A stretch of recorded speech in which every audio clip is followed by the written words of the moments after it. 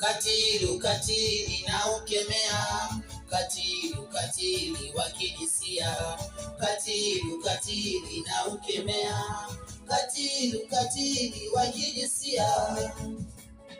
Alipomtuma dukani, nilimuona machoni, aliporudi akamwambia niye ndani.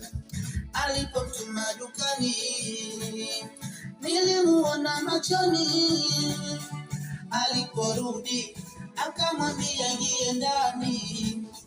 Baada dakika kaza, toto katoka nalia, kama vile anaumwa, sijui nini alimfanyia. Ukatili na ukemea, ukatili wa kijinsia, ukatili na ukemea, ukatili wa kijinsia.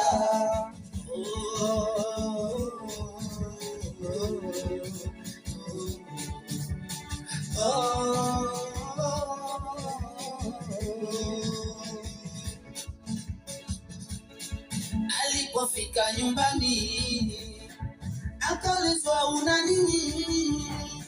Mbona sasa unalia? Kipi kimekutokea? Akaeleza yote mjomba alomfanyia.